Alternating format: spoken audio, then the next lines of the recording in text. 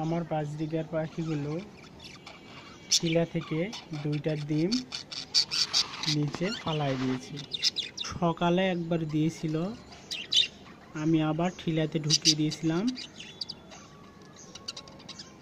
তারপরে দুপুরে এখন 2টা ডিম তারা নিচে আবার ফালাই দিয়েছে।